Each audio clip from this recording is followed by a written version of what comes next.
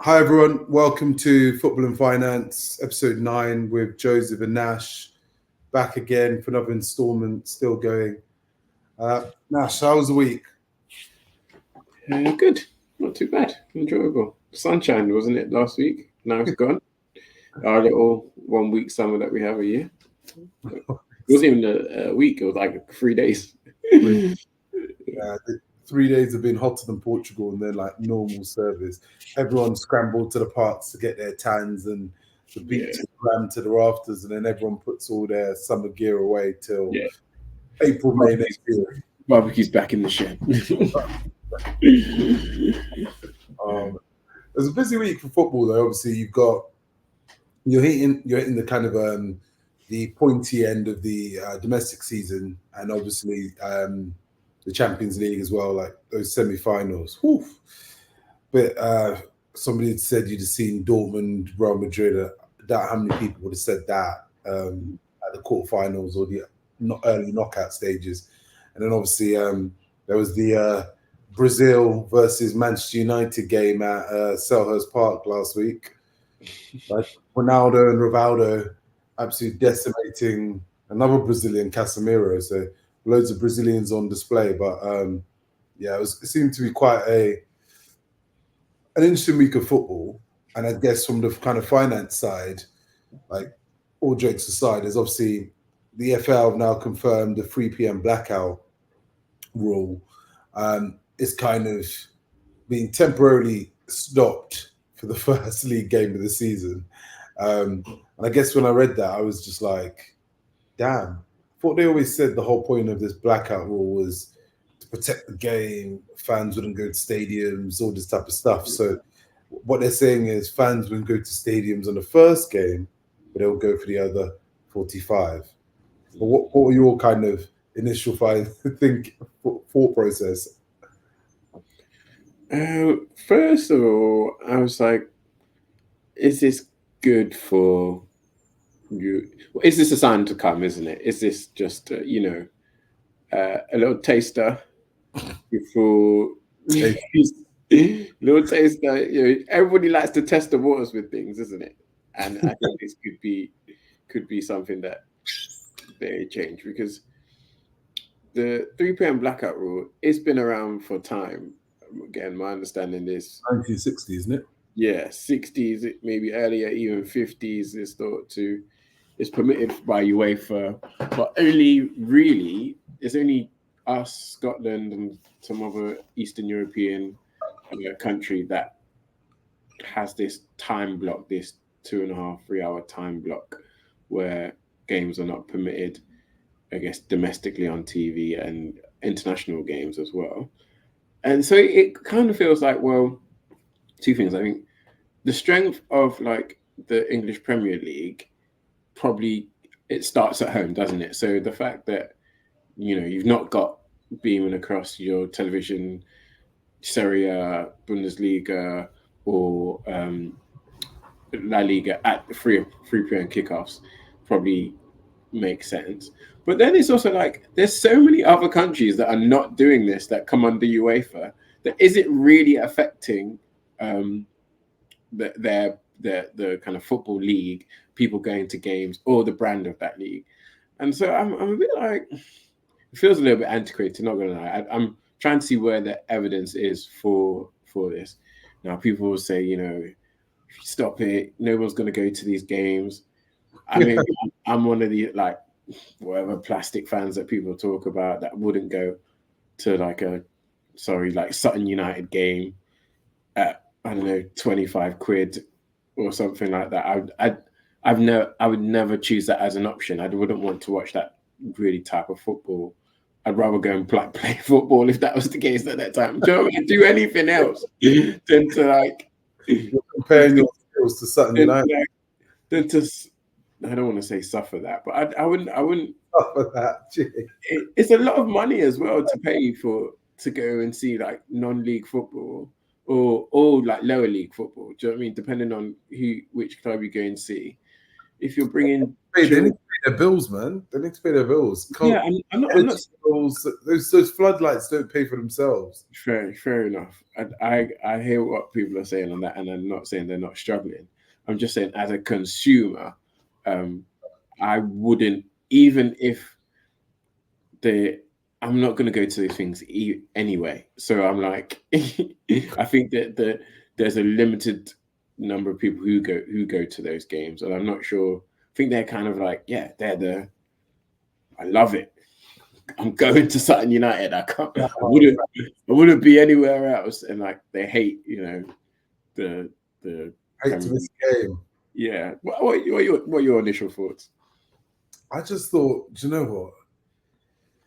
You make us sing and dance about years. For years, people have been talking about getting rid of this 3 p.m. blackout rule. You make this sing and dance like it's bad for the game, ruins the game. People wouldn't go to the stadiums, even though the stadiums are nearly all full unless they're protesting against their clubs or owners.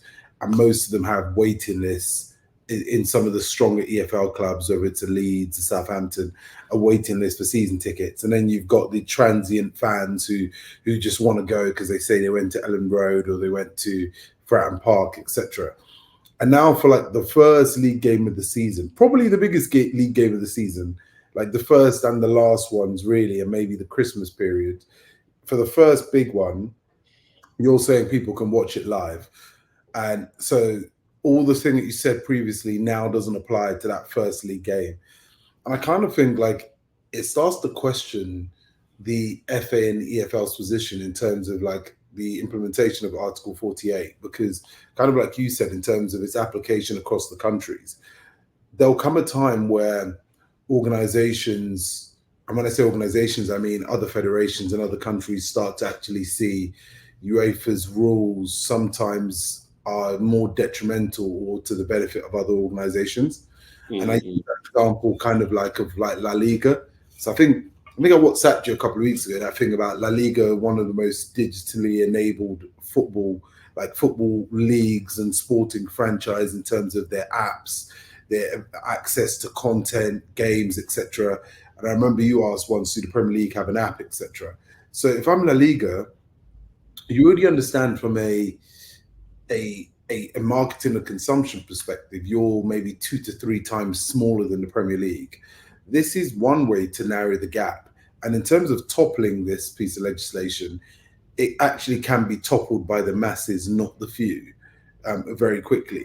So if I'm La Liga and I'm set of commercial directors, finance directors, and I'm looking for opportunities for growth, and I'm saying, where else can we sweat this asset? Where else have we not looked? And I look at that Article 48 and I say to myself, there's a couple of billy there. Like, the first thing I'm going to do is going to start drumming up interest with other clubs, helping them do their own modeling and forecasting and be like, guys, you're screwing yourselves. People, you start to kind of segment your fan base where you say, we've got 1 million registered members, fans of Real Sociedad, right? We have 60,000 who come to the stadium every week, of which are season ticket holders, regular goers. We've got a transient audience that's about 10%. We've got tickets that are available at the box office for the non-high profile matches. And you segment your fan base, you will start to realize more clearly that actually, to show the 3 p.m. game, you're not going to see a dip. Because also, a really good example, NFL, NBA, you can watch all the games live, anytime the games are on, whether it's via their app or on Fox or CBS. Are you telling me the Patriots don't sell out their stadium? Are you telling me the Cowboys are like, oh, I'm not going to go down to Dallas because you know what? Like, I can watch this.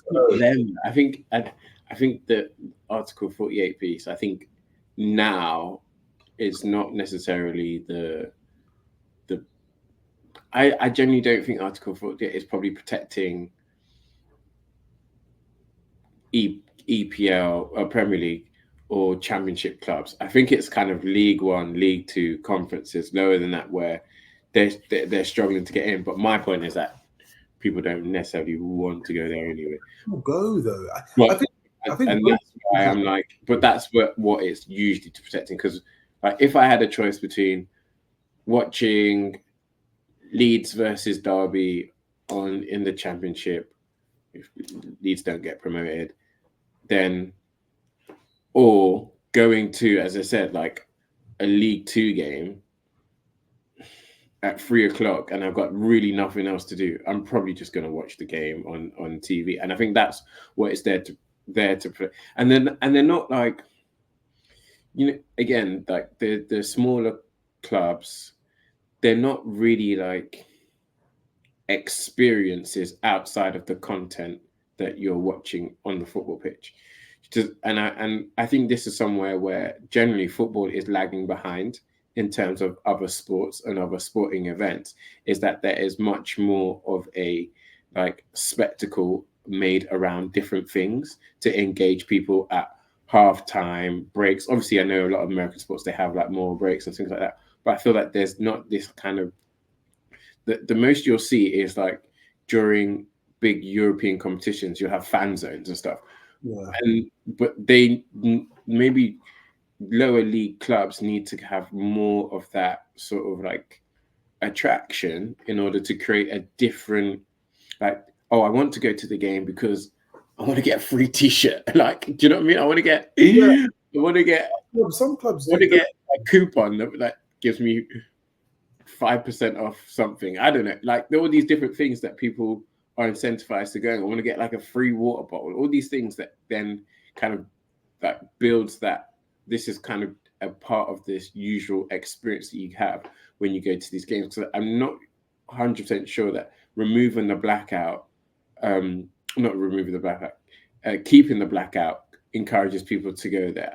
I think that's what people say, but I don't know if it's actually linked, and I'm not really convinced that they are. I think for me, I feel that there's a lack of faith in the maturity of football fans in the EFL, because ultimately people will, because even if we're saying, let's unpick it, right? Let's say keeping Article 48 is what is protecting the whatever 96 or however many EFL teams in terms of their interests financially from a viewership and for revenue basis. They're already saying like Gen Alpha or Gen Z are actually not even going to football games, or in terms of watching full games, that the audience is watching full games, whether in stadiums or at home. People are watching 15-minute YouTube clips, 45-minute TikToks of the goals, etc. So the whole narrative of the fan is towards an audience that is older in age. And I think one of the biggest kind of things that I've taken away in terms of things that I've read that's kind of grabbed me is this, that the Article 48 is unfit for the modern digital era. And whenever I think of it, right, I always think of a lot of businesses that were massive back when we were growing up. Blockbusters. I was going to say that, like back in the day, where their inability to be efficient and to move with the times and accept change has led to them almost disappearing off the face of the earth. Like if you look at Amazon, start up with a bookstore, now it's a kind of everything and anything it will sell you. And I almost feel like this is probably, we're at a point in inflection right now where they allowed you to watch 3 p.m. games during the, they showed more games during the Qatar World Cup. They're now trialing it as part of this new TV package. They're at a point in time where they have the ability to still control the narrative. Like they could basically release elements of Article 48 or relax the rules to enable certain things and be able to control it. My worry is if they don't take that opportunity, the decision will be made for them, where the clubs will actually take it upon themselves to actually say, Sky, thanks for this deal you've been doing. It's been a great run. It's been a good 30 years you've had at the top, but we're going to do it ourselves. And this also relates to my point that I was making, it was last week, a couple of weeks ago, is that I went to like miners social club, whatever kind of football, the grounds related to kickoff, and like they were showing 3 p.m. kickoffs with the copyright infringement things that they have there. And so it's like, if the consumer is clearly wanting this, like, because they're willing to essentially break the law and quite openly and publicly to watch 3 p.m. kickoffs as well. So it feels like the appetite is there for this, and what we're trying to protect is something like almost a bit nostalgic, and a bit, yeah. I do think that people are going to continue to want to create more content, live content, being able to interact like in a dynamic way there and then. Mhm. Like we've seen, I can't remember which club is it where they've talked about like fans can pick the 11, they can vote to when substitutions can be made, all these sorts of things, crazy theories going around about the modernization of things in order to gain Gen Z's or the next, what's after Gen Z, Generation Alpha, I think, interest into these things, to have like greater control and on autonomy and all these different things, like interaction with it. So it just seems to me this just feels a little bit old school, and we're doing it because we're old school and we like it. But I don't think the risk is that the only way to see if this hurts lower league clubs, which is if you remove it, and everyone's, and not everyone's too scared, but there's like no other option. There's no like in between. Well, there is an in between in terms of like this one day. Yeah, this one day. I guess we know that in this one day, everyone's going to be buzzing for football to come back, so they're going to flock to grounds. I think so anyway. So it just doesn't feel like there's a huge way to kind of separate it. But from what I see, the evidence out there that in other league pyramids are still in existence. I don't know if they're thriving, but if you look to Spain, if you look to Italy, if you look to France, like they're all supported by football leagues, and none of them have this same 3-hour ban. Like it's just us, Scotland, and again, I think it's Bosnia or something like that, that have this ban in place. So usually, like in finance and in business world, and Joe, you're probably more like, usually where everybody's doing something or where everybody's kind of moved on and like 95% of the market are operating in one way, the outlier either has to have something really, really good that they're selling, or something that's really, really niche and competitive to have a different operating model for them to be successful. Now, the Premier League, I think, has that. It's just got this huge brand that people love and they want it all the time. I get that. And so, and I think maybe that then creeps into English football.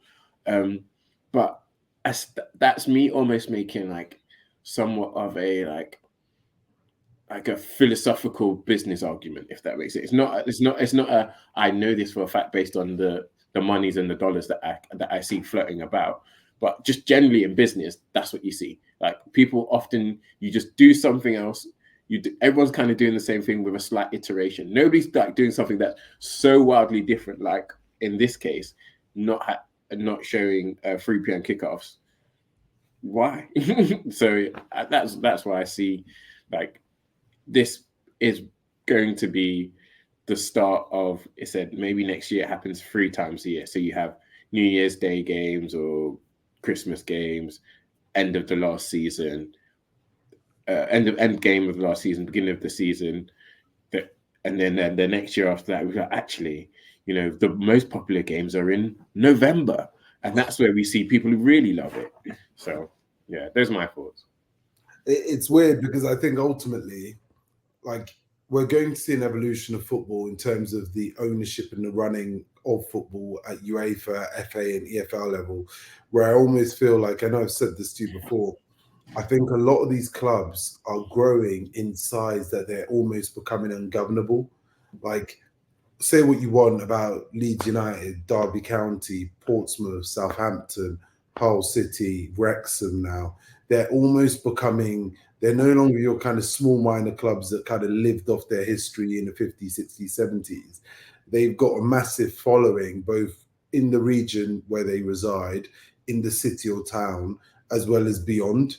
So I think there's almost a point that comes with, as these businesses become larger, and it's the same type of application like you said, in a business sense with the SEC or the FCA, as banks change and evolve, the SEC and the FCA also has to change or evolve with them, because otherwise the way they governed Goldman Sachs, Bear Stearns, JP Morgan in the 90s is not how they're going to try and govern Bank of America, Nomura, Goldman Sachs, and Morgan Stanley in 2024.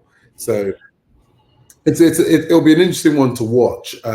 Ultimately, I'm always of the view that free market forces, like the clubs, will naturally coalesce to what outcome they want, whether or not it's what the national governing body wants. But one outcome that is definitely what everybody wants is the football club rich list, which got basically the Forbes or the Forbes of where you see the high rollers who probably don't need the 3 p.m. kickoff. Yeah, they're over that. That's not even like whatever, man. Like, do what you guys do it. Like they might come back asking for that money in a couple of years, but right now they're making enough of it in the right places. What did you think of the rich list then? Should I run through the top 5 or top 10? Yeah. Let me see if I can get the top 10 somewhere here. All right, so no surprises. Man United, $6.2 billion. Real Madrid, 6. Barcelona, 5.2. Liverpool, 5.1. Fifth, Bayern Munich, 4.8. City, 4.7. PSG, 4. Arsenal, 3.9. Tottenham, 3.49. Just behind them. We just made the top 10, 3.47. It's got in the top 50. It's got all of the clubs that you'd expect to feature in the Champions League, really, and then it's got a few more from the MLS, which I found really interesting and surprising. Who've come on, and then it's got a few clubs from, I guess, Latin America and South America, who we know have huge followings. They're like institutions of themselves in those regions as well. What was your first thoughts when you saw the list? I think the first thought to one, Man United. This is one of the things I say to all Man United fans. I say it to Dammy and everyone, right? Their business is so valuable. Like, if you're the Glazers, what is the incentive for you to fix Old Trafford for $2 billion, to update Carrington for $1 billion, when you are the most valuable football club in the world and you haven't won the league in a decade and a half? You haven't won the Champions League in a decade and a half. What is the incentive? And this is where I kind of feel more clubs will start to prioritize actual footballing success with other component. Because if you even look at how, I think Sportico put together that list, right? Even if you look at how they calculated revenue, they used the revenue from their financials that they've released publicly, and they used a multiplier based on team circumstance and nuances that looks at like historical sales, the market, interest from prospective buyers who'd want to buy the club, the strength of the brand, and you can see actually match day performance. It's one of the composites. So if I'm the billionaire owner, I'm like, you know what? Everyone's saying the stadium's leaking, like the Carrington's like the cliff, yet we're still the richest football club in the land. Even with Real Madrid's brand new stadium renovation, we're still the biggest dons out here. So that was my first thing. Thinking about it from the billionaire's perspective, like, you can see why many of them put more debt onto clubs that they own. And then the second thing was, go on American teams making it into that list, like LAFC. That actually, I had to go and double check that. They're bigger. You know, I think they're bigger than Inter Milan. Oh, check. LAFC are bigger than Inter Milan, and they're nearly as big as Juve. Oh, yeah, they're 15th. Yeah, so they're bigger than Inter Milan, and they're not that small compared to Juve. I think Juve is like a 100-year institution. LAFC has existed for like 5 minutes. I've got Jordans that are older than them. Well, that's one of the things I'm thinking about, because we're talking about Man United, and we're just saying they've kind of built this financial commercial juggernaut that kind of sees them topping these lists routinely. Like that if someone was to ask me who it was number one, I would have guessed it. Or I think most people who follow football would have guessed it. Even if they took the hate out of their heart, they support City or they support Liverpool, they would have said, Man United, or at least guessed the kind of top three anyway. Yeah. And what I guess most people argue that's based upon their previous on the pitch success. But what has LA Galaxy done? LA Galaxy, Los Angeles FC, New York City FC to be top 20. Oh, and in 21, Austin FC to be like, there isn't that level of footballing success compared to other people on that list. Now, what then is the differentiator between them and other people on that list? Cost control. Hey. Talk to them, Joe. Talk to them. Preach. This is managing their costs. This is why I kind of say, when people strip the emotion out of football and actually see it as a business, the most successful businesses understand their margins, they understand cost, they understand their EBITDA and the importance of it and the calculation, healthy revenue, and they understand when to modernize and replenish their capital, whether it's machinery or people. And one of the things the MLS does well, which is why when you said last week, we have a lot of American owners, they are looking at the American model. If they don't already own a sports franchise, most of them do. Kroenke owns the Phoenix Suns, I think it is, and the Rams, and Bowley owns the LA Dodgers and is a part owner, I think, maybe of the Lakers. You can see they're looking at that business model and thinking, the Galaxy aren't even 25 years old. LAFC aren't even 5 years old, yet they're the top 20 richest sporting franchise. And they're looking at that model and saying, actually, what is it that we can replicate? Cost. How have they tried to do it with Chelsea? Their wage bill. They've slashed their wage bill. They've changed the complete structure of it. What else have they focused on? How do they modernize their stadiums? So they're looking at the key components that generates revenue and generates financial profitability for themselves. So I think that's quite an alarming stat to see a lot of those MLS teams. Austin FC, I would ask any Brit to name me one player, one player on this Austin FC without cheating, and you can't be from Austin or your partner be from Austin, and you say, name me one player from Austin FC. Again, kind of layman speaking, the American market is generally just a big market for anything, isn't it? If you can tap into selling something there, the value of your business is going to be much bigger than if you're selling with respect to other sectors of the world, because just how much wealth is in that particular part of the world. And we could get into wealth inequality that's in the world at the moment, and I fully hear that and understand it. I'm just saying that's how it currently is now. Yeah. The other thing is, I guess, layperson's perspective is, man like Messi is there now. Obviously, he's got a huge brand himself now, and I think that probably, well, not just him. David Beckham obviously has had a huge part. Gareth Bale. There've been people who've added to the brand of the league, and we talked before about all the different sponsorships and things like that. What I'm maybe again more interested in is from the MLS side and what's driving the value of these teams and organizations is their lack of relegation, and so there is or there isn't that financial risk of not making the Champions League, getting relegated, going down to the championship.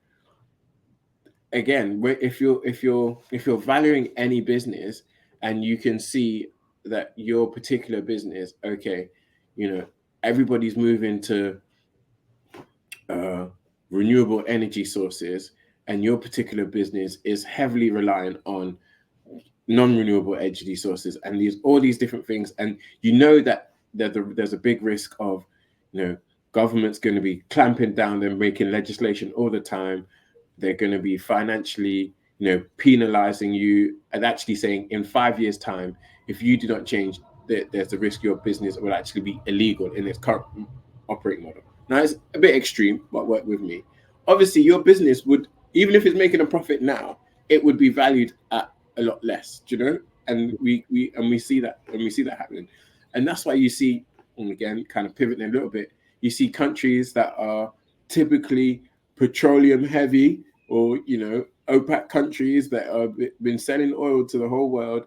They're starting to move into tourism. They're starting to move into hospitality. They want to open up different businesses in their region. And so because they understand the risks that are coming, they can see that this is huge for them as a potential, like as a value. So when I'm thinking of this with the list, these clubs, when I'm seeing, oh, there's no relegation, that's like them saying, you know what, for the next 200 years, we're gonna keep oil.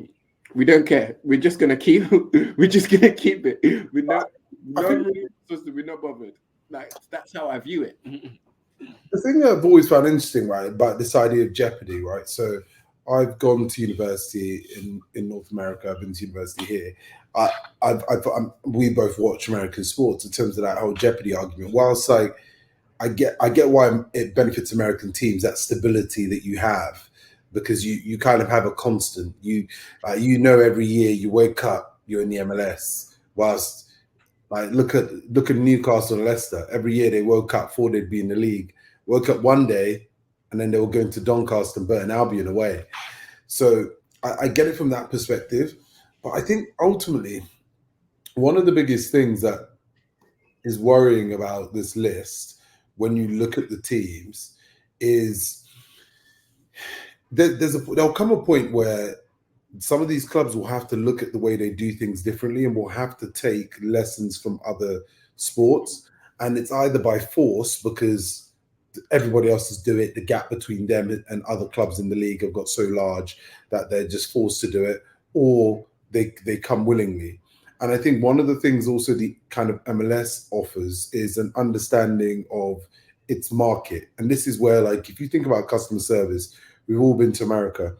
Like you talked about the spectacle. Whenever I've been to an NBA and an NFL match, the match is like a small component of the day. You've got like what do you call those things they do in car parks? Like they've got tailgating. I know we can't do that here. We don't have big car culture, but they understand the end-to-end experience and how if you increase dwell time, and for those listening who aren't familiar with the term, like from Nash and our kind of experience at the FA. So dwell is basically when you go to an event, how long you spend in the vicinity, predominantly within like a kilometer of the venue. Like if you're 5 kilometers away, it's kind of a bit more relevant. But how much time you spend close to the proximity of the venue. The kind of data says that the more time you spend, the more money you're likely to spend because you're in the area. And if you look at American sports, the dwell time is very, very high. And as a result, people spend more on food, drink, merch, etc. And I think it's because they have this understanding of their customer base in a way that the UK and others don't. And I think also they're very aware of, I put it quite bluntly, I sometimes feel within English sport, we almost take advantage of our fan base. We know because it's so football or all our sports are quite tribalistic. Like your dad was a Derby fan, you were a Derby fan, you went to Derby Academy, your sister was in the women's team. We instantly assume your grandkid's going to be a Derby fan. Whilst in American sport, they understand, you may have been a Dallas Cowboy, your granddad was a Dallas Cowboy, but your son may support the Cleveland Browns. So there's a willingness to work harder. And I guess the last bit that kind of captured me with this is, I was like, if you think about valuations of football club, they're similar to houses, right? So when you get your house valued, like, you know how much you want the realtor or the estate agent to tell you it's worth, right? We're like, I hope he says 1.5 mil. But ultimately your house is worth what people are willing to pay, whatever that number may be. But for the owners, this is where it gets interesting. You can borrow against this valuation. So look at the Stan Kroenke example, putting debt on Arsenal. Look at the Glazers putting debt on Manchester United. So if I'm an owner of one of these Premier League teams, who took his debt with him? huh? Shout out to Roman who took his debt with him. Well, cancelled it, didn't he? Yeah, bro. He just said, "I'm Yeah, right off." like, he took that off. So like you can see that if you're these owners, you're kind of like, so okay, I've just been told that Liverpool worth 4.49 billion. I need to borrow $1 billion because they also own the Boston Red Sox, I believe, the Fenway. Yeah. Like, we want to build a new stadium in Boston. City of Boston says they're not going to fund all of it. The mayor said it's a no. We need a 500 million loan. Liverpool's worth 4.49 bill. How much did we buy it for again? Oh, wait. So we're still good here. Borrow it against Liverpool, which is invariably what Stan Kroenke did. Like, used Arsenal's collateral to buy or to rebuild the LA Rams amazing stadium in LA. So that's the bit that always kind of, I think people forget. The valuation is valuable to someone. And if we take Chelsea, like, we're both Chelsea fans, which is quite interesting. They bought Chelsea for 2.5 billion. How much did you say Chelsea's worth now? 3.47 billion is what dollars. Dollars. So it's worth 3 billion sterling. Yeah. Yeah. So they've made 20% on their investment in 18 months, 2 years. Name me an investment that's churning out those type of returns. Like, so these guys have already, I appreciate it's not exactly 20% because they've spent money on players and all that type of stuff, but they're invariably assets. They're not liabilities in terms of how they go on their balance sheet or how they see them. So yes, when they net it out, they've not made that much, but the ability to borrow is powerful. We're definitely gonna have to do some more work, kind of talking to people about assets and liabilities, because I think people will be like, "Oh yeah, but they spent all this money," and but they're not actually seeing that that's an investment in the club. That asset goes on assets, not liability. And we also need to start teaching people about cash flow and balance sheets, because again, that people are like, oh, but all these clubs are loss making. Last year, Chelsea posted a loss of like 80 million, 90 million, blah, blah, blah. And again, so when we, maybe not this episode, but another episode, we can delve into that a little bit further.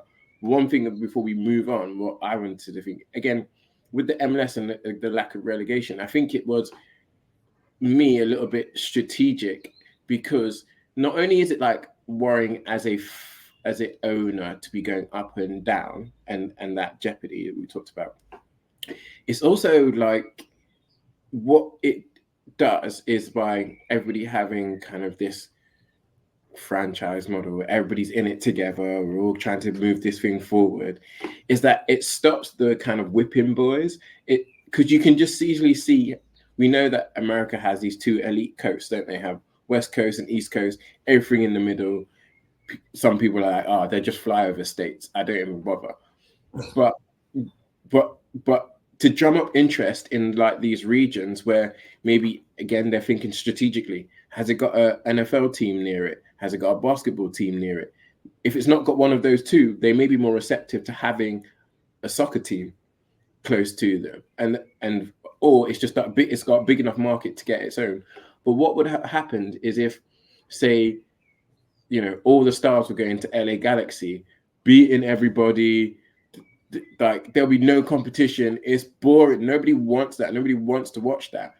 The fact that MLS has got so many different winners in a system where nobody gets relegated has actually enabled them to get local growth in those areas, because now whatever team that is local in like these Midwest places or all these other kind of smaller markets, let's call them, let's be, politically correct, smaller markets, that they actually have something exciting to go to in their game, and they're building that, like you said, the next generation of the fan. You're bringing your kids to it. You bring your grandparents to it, all this kind of stuff. Whereas I think that was maybe a smarter move on their part, rather than having this kind of free market that we have in Europe, which is funny because, America's all about free market, but in terms of how with the relegation and so forth, and competition, the best will rise to the top. Yeah. Whereas in the model that's enabled the franchises to be, worth a lot,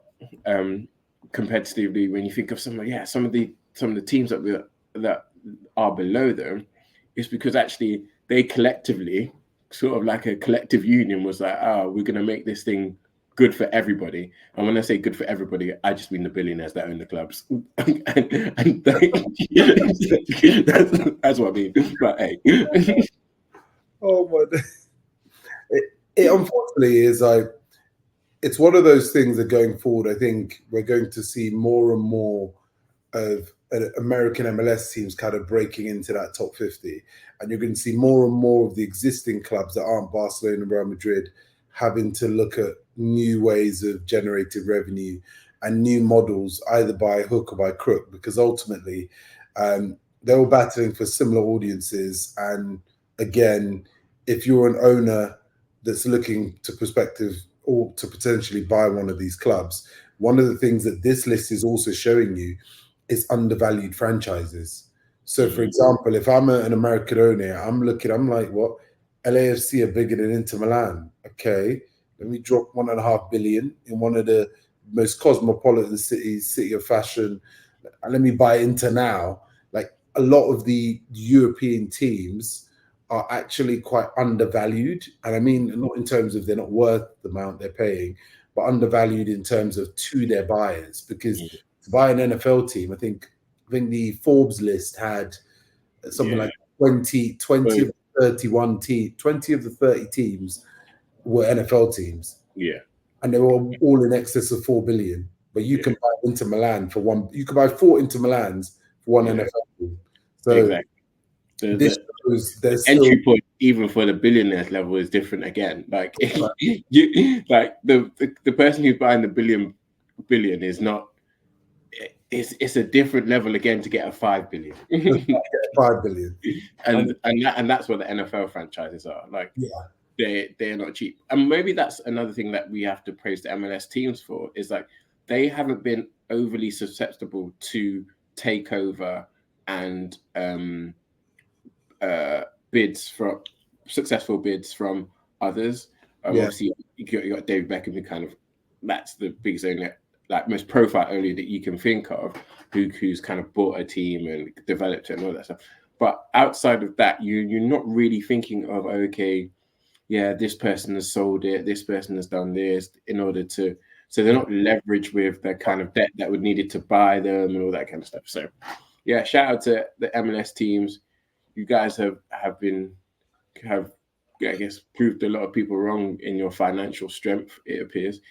These lists are subjective. I had a little bit of an issue with the whole multiplier thing. I was like, what does this multiplier really mean? Is this just, but I think outside of that, that was the biggest surprise. But if that's the way that I can see why they are there, given the arguments behind their current like operating models. So next thing that we wanted to touch on is looking at whether clubs in this day and age are really, really wanting to qualify for the, let's say, minor European competitions. They are minor European competitions. Or can afford to. Wanting to can afford to. I think this one is probably close to our very partial hearts, with Chelsea lingering on or teetering on European qualification for whether it is the Conference League or the Europa League. Yeah, Champions League dreams are over.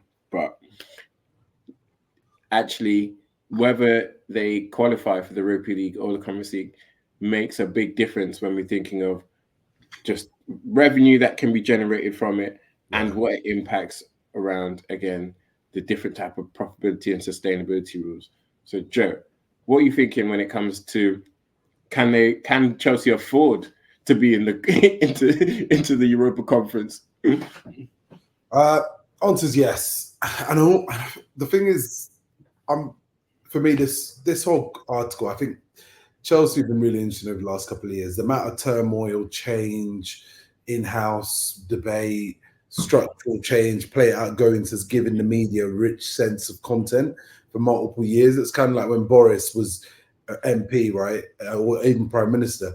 Every single comedian was getting freaking their material for years for every stand-up, whether you're going to Edinburgh Fringe or live at the Apollo. But in short, yes, because ultimately even if when I say yes to afford, because the punishment they'll receive isn't as severe as people are making it out. UEFA will not exclude them from the Europa League because I think it was 2014. Man City had a similar issue around financial fair play, and what UEFA did was trim their squad size so they could only register 21 players instead of 25. Like I think the thing is like UEFA themselves for a governing body, they understand where their bread is buttered, who brings in the money. Europa League is obviously, like you said, a second tier competition, but it's a bit unfair to say that to some of our smaller European compatriots who actively compete in that and would say it's their Champions League.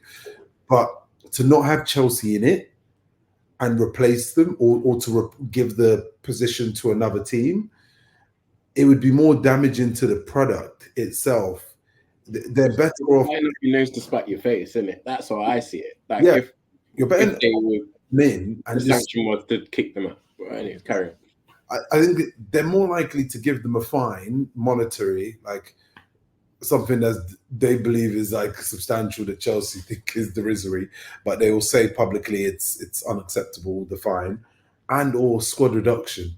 Like, and with all the most respect in the world, like the amount of injuries Chelsea had, there's no point of even us registering 25 anyway, because we'd end up we haven't had 25 players fit all year, so we would just be normal business as usual. Be like, guys, we're registering the 21, we'll probably only have 18 fit. And I don't think also, this is the other thing, and this is where I say like the rules sometimes don't make sense. You don't have to register players that you have brought through via the academy who are under 21. So Chelsea could still play Alfie Gilchrist. They could still play Andre Santos. They could still play a lot of these guys. I can't remember what the year is or the cutoff point, 2003 or 2002. So like it would be the players who were like 25 and above that Chelsea have that you'd be like, okay, you can't be registered. But I think in short, has no impact. And this actually points to one of the conversations you and I had where we talked about the discrepancy in regulation. The fact that the PSR versus UEFA's version, the FSR, and the different amounts. So Chelsea could meet the Premier League financial rules via some very creative methods, but be grossly out of the UEFA rules, even though they're within the FA. Yeah, and that to me was what stuck out, was like this kind of two-tier system where it maybe I think Chelsea probably will be able to meet these with likely sales coming in the form of Maatsen or Gallagher or Gallagher now. Joe's trying to trigger me on the podcast. I always said that Gallagher was a try hard, and he is a try hard. But the fact is that what I saw was that West Ham got 16 million for winning the whole of the Conference League. 16 million. I'm not going to turn it down, but it's not that much. Yeah, I guess no disrespect. It's almost like I'm not really. I'm almost like I'm not going to tune into the game. Well, I'm not going to. That sounds bad. I'm not going to tune into games, but it's not going to be something that might encourage people to attend on match day, and that's another source of revenue that they can add.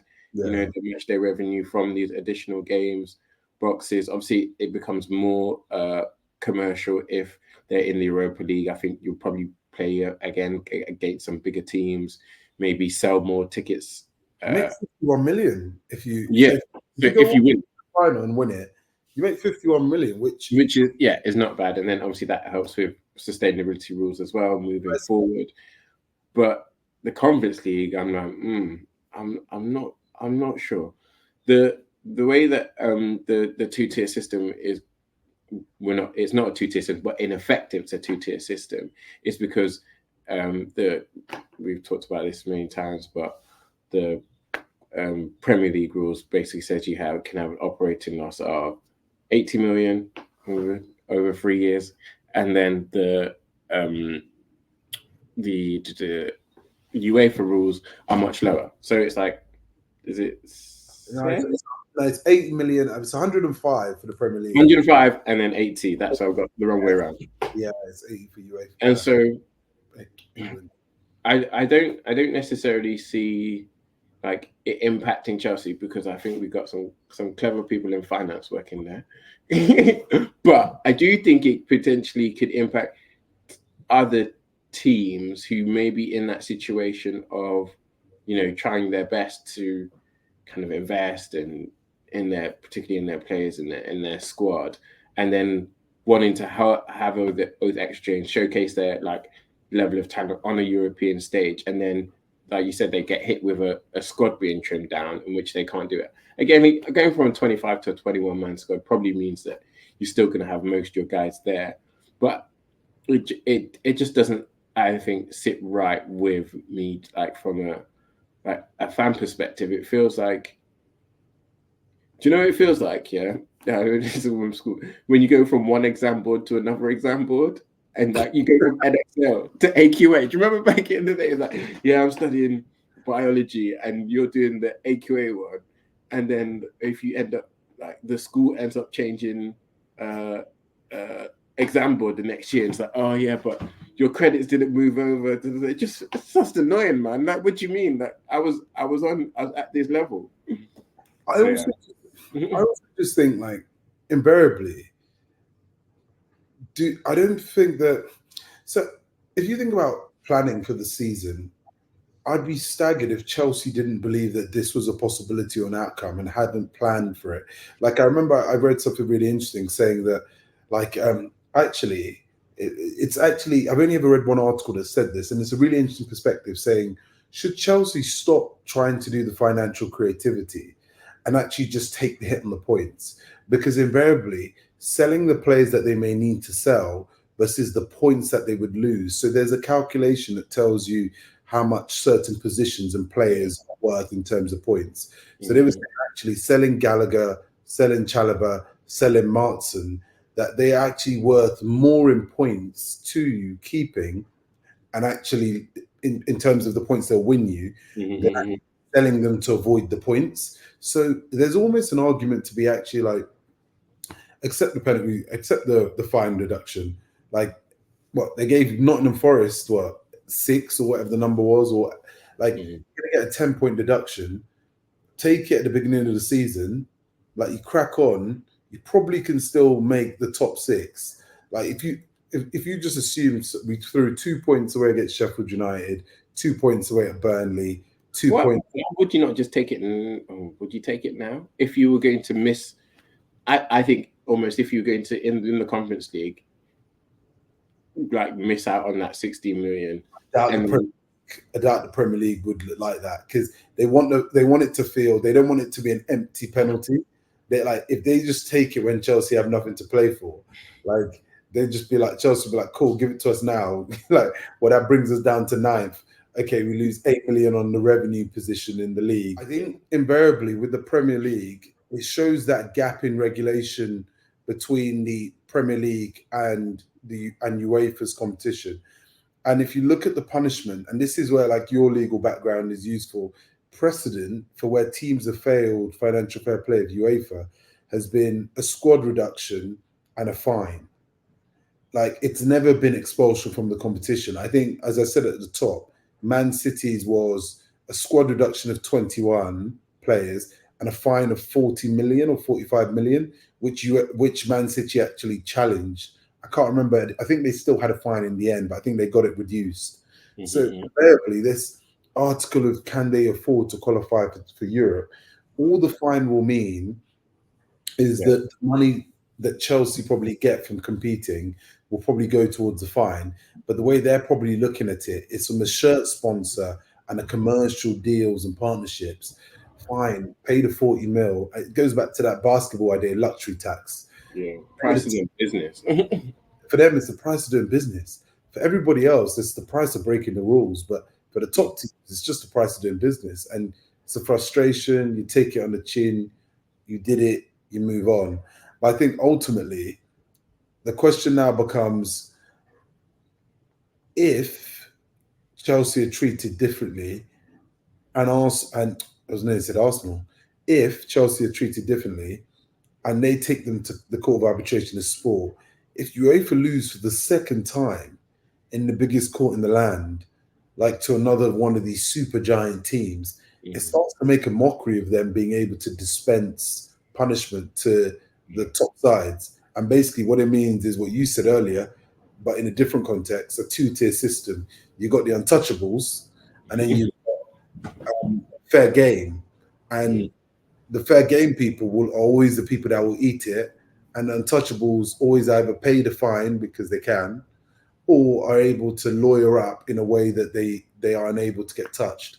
And just a kind of final thing before I hand it over to you, to get your thoughts is, we were talking about the way they've been creative with their finances. I read on the weekend that they've sold Cobham to themselves, so from one part of the group to another. Again, completely legitimate. For I can't remember how much it was, whether it was like 150 million. I think Cobham's on 60 acres of land or 60 hectares. So like prime real estate in Surrey, for those who don't know London well, in the southwest London. So like that's not London. You can't call Cobham London. The southwest of, it's on the way out, so beyond Wimbledon. But like they're obviously thinking about this stuff, and it's one of those that I'm just kind of like, everyone's gonna have egg on their face if Chelsea bust case. Like I mean, so many people, UEFA will look foolish, the FA will look incompetent, and the Premier League will look like they don't have any control. Like they already don't have any control of Man City. Yeah, it's I don't know, but when I obviously with the hotel situation and selling that, I thought it was going to be again like the HMRC thing where they'll close that loophole. They'll say, you know, if you can't sell to another part of your group, and I think in UEFA's rules, I don't think you can do that. I believe you can't use real estate. Revenue that's generated from selling real estate can't be kind of put against the losses that you've made, you know, from players' wages and all that stuff. But naturally, like I think where in the Premier League, where those rules were created by these clubs, the big boys they're already thinking steps ahead, yeah, that's not one we're gonna swallow because we might need to use that get out jail free card later. So yeah, I'm not UEFA might be doing that, but what we're doing here, no, that's not gonna fly. So if they do that, or you know, so they have, or they do sell the training ground, it will just be another way in which they're showing that these people will continue to find loopholes, continue to find ways in which to do things legitimately. Because I don't even like it, and one could argue, yes, it's not the spirit of the way, and it's not what it was, which was intended, but it's that's how it is. And you're basically what was agreed and what was contracted to, what was stated is that it's there. And if that wasn't the case, you should have you know, that's why people have contracts and agreements, because it'd be like, oh, but that wasn't the purpose, that wasn't the spirit, that wasn't like the fulfillment of all these different things. The laws, like it reminds me of the one with like friends of like ours, like where they used a joint proprietor single mortgage to reduce their stamp duty liability. So you basically have two salaries to get the mortgage, but you've got one name on the deed, which invariably is the person who doesn't own a property. You're not in a property. Yeah, it was created for parents to help the children out, but people that are couples that aren't married have been using it to reduce it. Again, that's for HMRC and the government to close up. It's whether you believe in the moralness or the morality, whether you believe in the morality, that's another question. But I think kind of also my last reflection is people that thing is that can Chelsea afford to qualify for the Europa League? For me, I think the question is, can UEFA afford for Chelsea to win the Europa League? Because if they win the Europa League, even with sanctions and with the squad reduction, it makes the fine look punitive. Yeah. It makes a mockery. It's like when in the NFL, the NBA, when they take away draft picks and the team still wins a chip. Like everyone just kind of looks at Adam Silver and Roger Goodell like, good one. That worked. So if they end up making the semi-final of the final of Europa League with a squad size of 21 and the final around their neck, who won? Yeah. I don't think genuine football integrity means that people are going to want to finish as high as possible, and actually these European positions will always be at the kind of top end of the league. They're not going to be like, oh, there's a lot of conference, UEFA conference should go to like the 15th team or something like that, to avoid these situations. But I do see, like, what I said, not for Chelsea, maybe not for some of the other larger financial clubs in the league. This is a problem. For others, it could have been probably like more of a difficult one to swallow if you're flirting with the FSR rules. So, Yeah. but I think there's been more financial every week. I'm like, how's there so much football and finance news every week? Like, what's good? Like, we feel like we've got quite a small topic, but then it keeps bringing us new content. So we hope you're enjoying it. We hope that you are, getting one or two nuggets for you to say, oh, did you know about this? Always, we're happy to take suggestions and requests. We're filming these hopefully on a weekly basis. We're not putting them out that quickly. We just ain't got the time. But yeah, enjoy them. Like, subscribe, share, follow. Tell your finance directors. Yeah, tell Chelsea I'm available. If they listen to our podcast, they'd learn. I want to be part of Clear Lake. I don't want to be part of Chelsea, like whatever it is. I think I want to be part of the holding group. To be fair, we should be getting some of these finance guys to listen to these finance bros, because maybe they'd be able to close these loopholes before all these clubs exploited them, rather than closing them after the fact. Yeah, well, because right now it's just like a policeman that's solving murder cases after the murder, but murder's happening. Yeah, it's not looking good, but it's good for us because it's creating us content for us to talk about and discuss. So comment, like, subscribe, and follow. Suggest, diss us in the chats if you want to. But all right, till next time. Till next time, we'll see you next week, everyone.